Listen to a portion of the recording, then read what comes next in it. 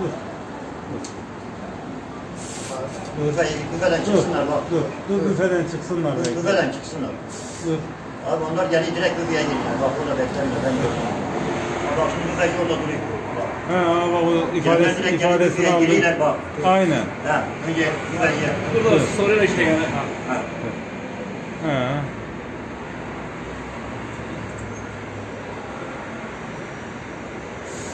Büfeden su mu aldılar, ne aldılarsa artık müsaade. 20.07.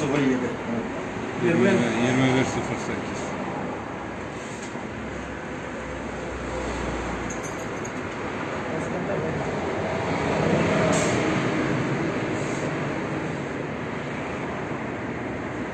Selam Mehmet.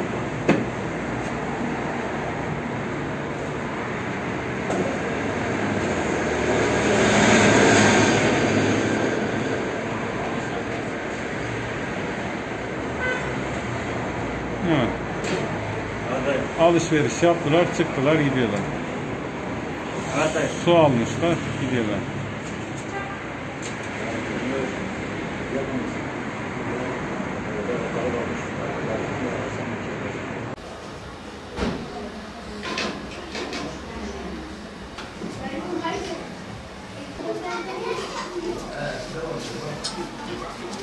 ...11 Eylül'de çıktılar evden saat 8-8.30 sırası, bizim haberimiz yok. Yani burada Vatan Mahallesi'ne oturuyorlar, ben Düztepe'de oturuyorum. Ben kızın Hatice'nin babasıyım. Yanımıza uğramışlar, oradan ele çıkmış gitmişler.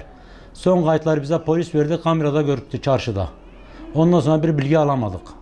Kimine soruyor, elimizde sıfatlar, 11 gün oldu gezdik, çarşıda bulamadık, yer bulamadık, gezdik.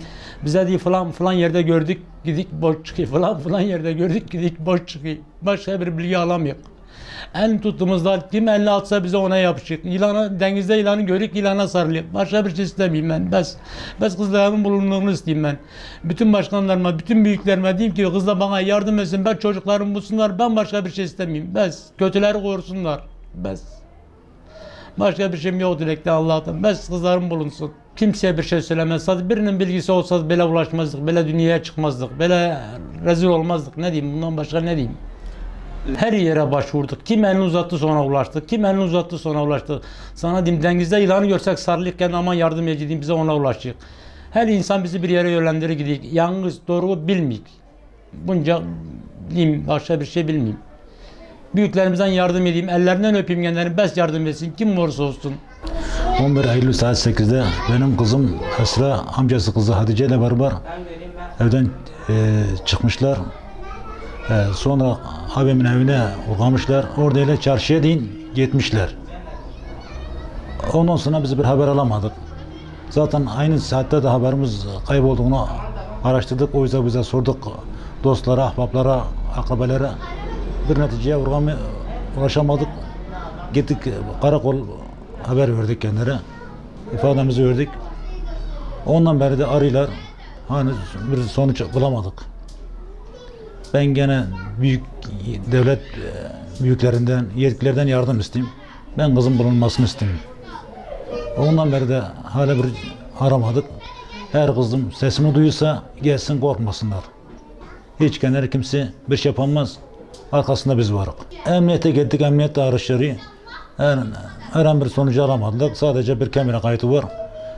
Çarşıda geçtikleri gün bir kamera kaydı var. Ondan başka bir ellerinde bir bilgi yoktur. Kızım Hatice, Esra, yeğenim Hatice.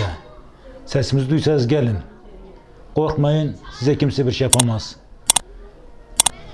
Geri yuvanıza dönün kızım.